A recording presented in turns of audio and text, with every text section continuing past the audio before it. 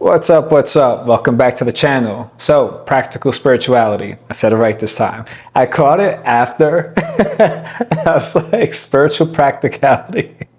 But practical spirituality in terms of procrastination, right? And I was trying to figure out what I should even title this. I'm thinking it's procrastination vibration because that's pretty much what's taking place, right?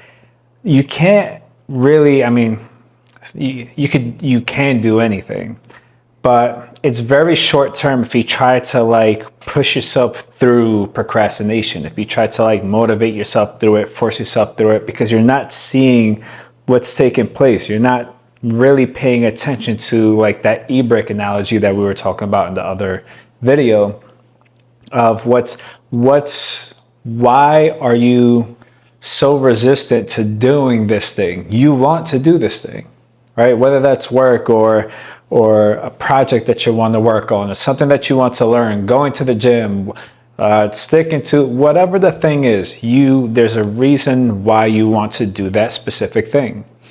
And there's also a reason why you're not wanting to do it. And if you're not seeing what both ends are, then you're kind of moving blindly, and you're just doomed to kind of repeat this pattern over and over, which why you repeat the pattern over and over and over. And it's just the way that life is trying to bring your attention to what's taking place. It makes it so it gets to a point that you can't ignore it anymore. And what it is, it's realizing that, okay, with vibration, everything is vibrating at a certain frequency, and you just harmonize with it. Better said, the thing harmonizes with you, vice versa, right? So, because you're drawn to it. But the thing is, however you left that experience, whether that be the person, whether that be the thing that you want to work on, that wherever you left it, that's where it is vibrationally. So that's why, like, you can go and hang out with friends. You can go out over the weekend. You can go on vacation. And when you come back, like, you feel so good. And when you come back and you think to go back to work, or you think to do that thing, going to the gym or whatever, it's kind of like, fuck, I don't want to do that. Like, I just want to fucking chill. Like, that's why, like, when Sunday comes for a lot of people, and I've dealt with that too, it's kind of like you feel a little bit of the anxiety, because it's like you don't want to deal with Monday, and then there's Tuesday and Wednesday. It's like you feel like you have to make yourself go through this stuff again, but you're losing sight on, like, out of everything in the world that there is to do, and there's infinite things to do, you chose this specific thing. And all that's happened is you just forgot your why. You forgot why you wanted to do that thing. You forgot why you picked that thing. And the things that you don't like about it are standing out to you more than the reasons why. So after doing that for so long, when you think about that specific thing, that's all you see it as. You kind of see it as, we'll take work, for example, right? Because nobody likes work at first.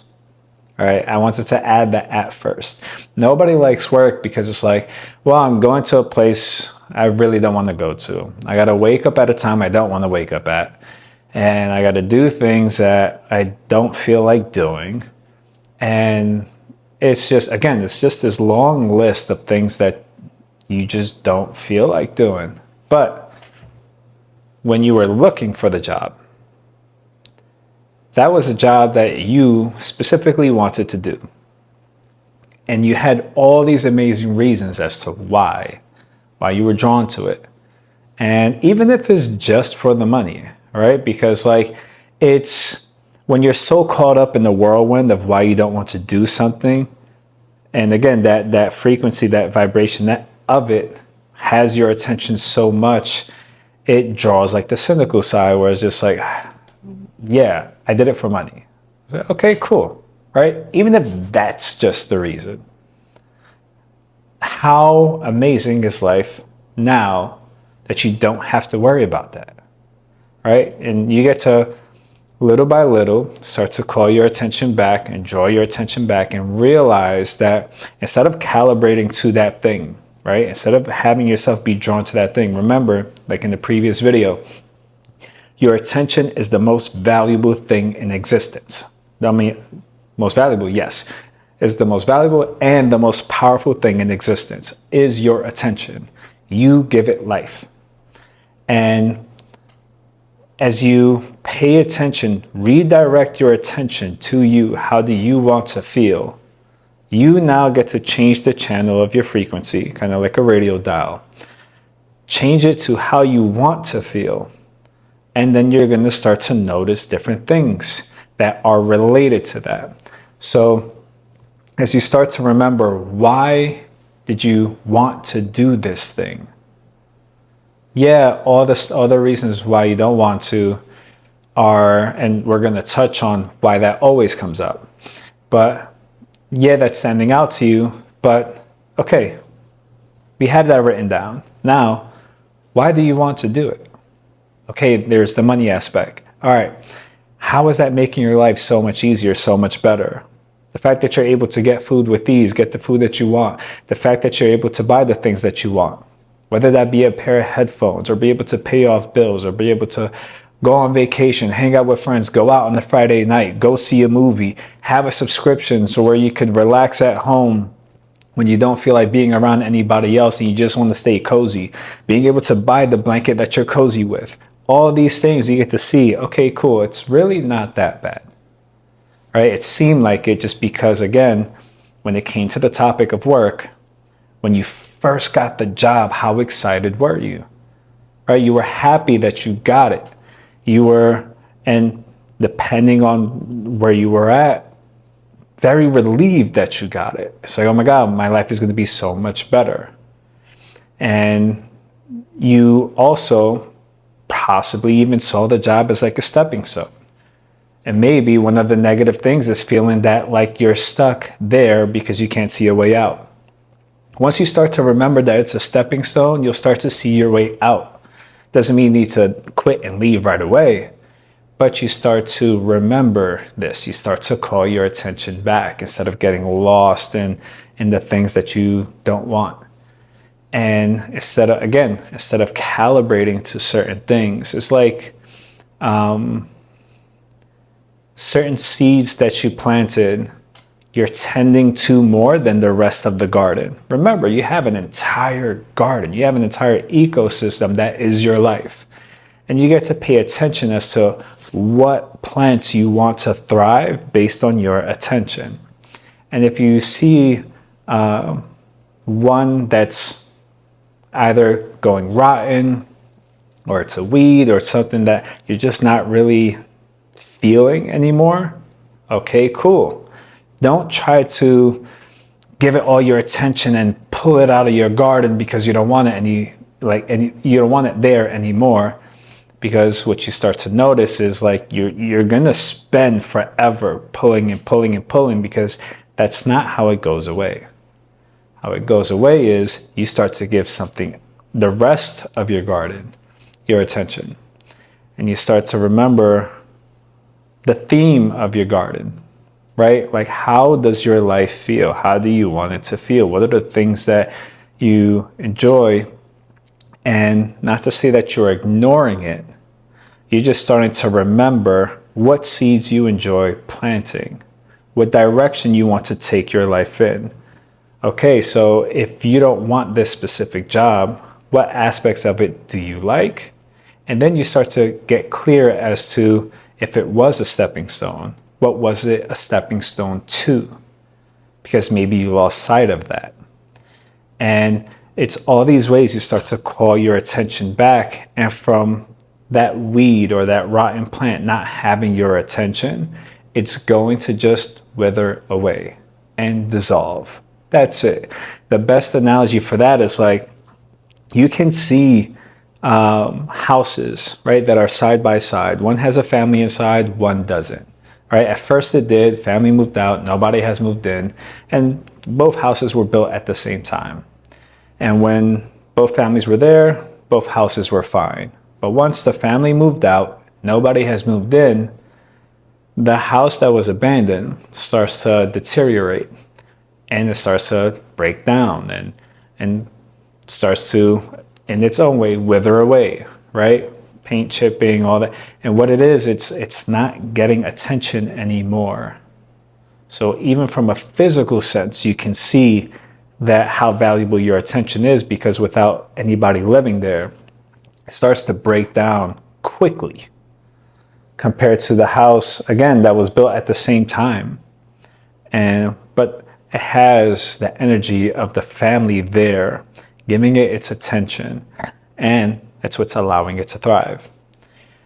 So that's something you get to see, that if you are procrastinating with something, just reflect on, like, why did you want to do this thing? And what about it did you like? Because you wouldn't have done it if you didn't like it, right? There's something in there, even if it's a job that you can't stand, right? Like, for example, one of my first jobs was at KFC. I don't fucking want to work at KFC, you know? And then, like, after working there for a while, and this reminded me to go back on the thing that I previously mentioned that I will. After working there for a while, I noticed that I kept smelling like chicken all the time. It got to the point where it was like nauseating. I was so tired of smelling like fried chicken. And then it was cold. This was PA, so I had to, like, sometimes get rides. Sometimes I had to, like, bike there and back, which was a pain because there were some steep hills. And I got burned a few times. And, like, all these lists kept getting longer, longer, and longer as to, like, why I don't want to do it. Didn't really like the manager. She wasn't that cool anymore. I don't know if she was really cool to begin with, now that I think about it. But, like, whatever cool factor she had, that was gone. And all these lists just came longer and longer. But why I did choose KFC, it was close to my house. So close that I could bike to it, right? So whether I had a ride at the time or not, I could still get there. I could get some free food from time to time, and KFC is pretty good, you know? I mean, I don't really eat it now anymore, but I'm not gonna lie, their food tastes really good. And it was decent paycheck, like all those reasons as to why I went there in the first place all got forgotten, because my vibration started to shift towards the things that I did not want to happen. And it's good to acknowledge that, like, not only does the job affect that, right? It's also noticing that sometimes you can have an off day and then bring that into the workplace, which is also going to affect that. Now you're projecting that vibration, you're projecting that frequency, and now you're projecting it onto something that you wanted to do.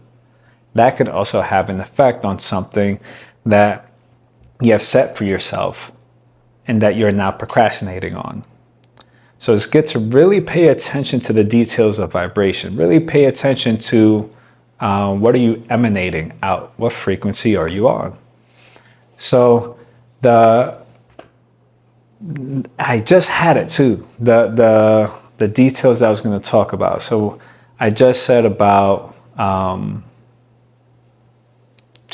it's going to come back to me. I know it's going to come back to me. All right, I'll do a quick recap. So I said I was working at KFC, and why I wanted to do that. It's going to come back. So I'll continue on that. I'll continue on, and if it comes back to me, then I'll dive into it. If not, it'll be in another video. So it's really gonna fucking bother me. So, all right. Anyway, when it comes to your vibration, right? Really paying attention to how you feel. Really starting to notice and realize that the things that you it's like part of me is like trying to remember what it is that I was talking about. And then the other part of me is like, just let it go. It's like this little dance that's like taking place within me. Because it's a really good point that I was going to say as far as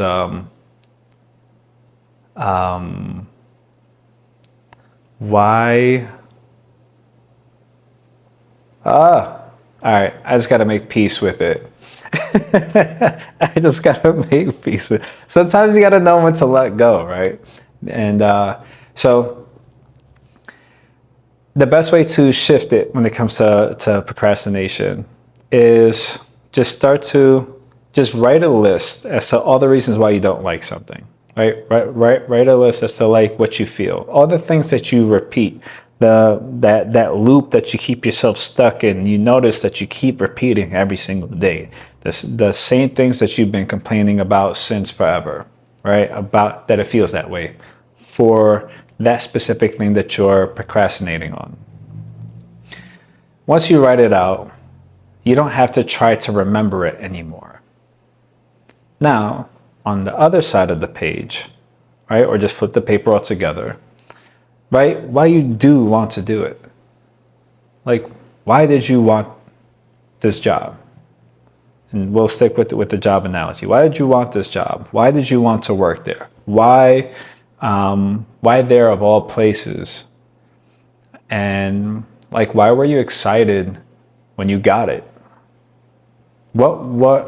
And as you get clear on that, then you can now get clear on like, what's the next step? Because sometimes when we get caught up in the things that we don't want to experience and getting caught up in like that vibration, that frequency of it, it feels like to get to a good feeling place or get to the place that we want to be, it's like such a big jump that like we start to overthink like how we could even do that. Like, how is it even possible to get out of this job because this job, it's making X amount of money, can't really leave it now, or whatever the reasons are. But what you need to realize is like, there's a bridge that closes that gap. There's a bridge. The main thing is the bridge is invisible and it appears one step at a time. And as you really break it down and when I say one step at a time, I mean like really break it down to like the most simplest step, almost like an obvious step. And then you get to realize how much more attainable it is, right? So it's like, okay, you want to get another job or you want to work for yourself. Cool. What's the next step for that? Well, I need to get clear on what it is that I want to do. Cool. What's the next step for that? Then getting clear on what I want to do is taking the time to really know what it is that I would enjoy doing. What's the step for that? And like really keep breaking it down until it's like such an obvious step of like, I need to grab a pen and a paper and just write it down. Because when we see the step is so big, we think we have to do something so big to close that gap.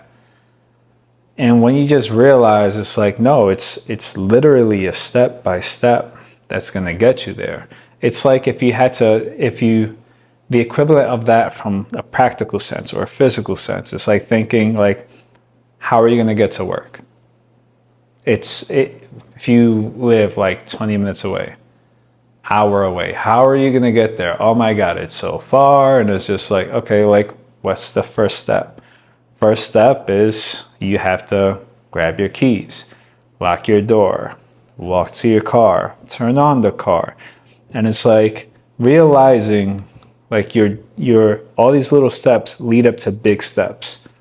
And once you break it down to like something so simple, so obvious, you start to now call back your power, and you start to shift your vibration, because what's really affecting your vibration is thinking that something is out of your control, but it's been you the entire time. And it's very important to acknowledge that even when things feel out of your control, even when something is happening that you do not want to happen, is taking place, it's still you. And that's the fucking like pain in the ass. Like, I don't want to hear that shit. What do you mean? It is though. It is. And there's like an annoyance to it, especially when like you're in it, right? But then there's also like, okay, if it's me and if it's my attention, what's a step I could do now? And the step you could do now is just like start to redirect your attention to you and just notice how you're feeling and how you can shift it, how you can amplify that. What can you focus on? Okay, you want to do this thing. It's like, why do you want to do this specific thing? What drew you to this specific thing? And then you get to really pay attention to the foresight that drew you to it, because it wasn't the thing really that you wanted. It was what was on the other side of that, but most importantly, what was the version of you on the other side of that, and how you were going to feel when you got it. So I have a men's group I have to go co-lead, and I got to eat before I go. And so I'm going to transition to that. They do like breath work, but I'm not going to be breathing after I eat. I'm not gonna, that's a lot. I'm definitely going to rewatch this, because I know I did not talk about the thing that I said 2 times that I was going to talk about. And I feel like that was like telling me like, hey, this is the moment. It's okay. It's okay. I let it go. I release. I'm going to rewatch this and then do a video on that, because I'm sure I could dive very deep into that. But it was awesome coming in, keeping this flowing, keeping this going. I love this. I love creating these videos and connecting and sharing this with you guys. Keeping this channel just open, right? Keeping this channel open, of drawing just nothing but amazing people to talk about fun topics like this. I think it's fun to just see the prism that is life, and what life has to offer, and what it's offering us, and how it's reflecting to us to get us to remember who we are, the aspects of us, how to connect with us, what's getting in the way of connecting with us. It's just interesting. Life is just interesting. So that being said, I would love to hear your perspective on like what you heard, and also your perspective on life, because I find that so interesting. Because it's like, you're me. Yeah, I'm you if you live life under my circumstances. You're me if I live life under your circumstances. Yeah, I haven't eaten yet. If you can't tell. So that's why I'm about to eat. And yeah, so that's what I'm gonna do. Like, subscribe, share it to whoever you would feel would like to check this out. And I'm wishing you an amazing day, or an amazing night if it's nighttime by the time you see this. And I will catch you later.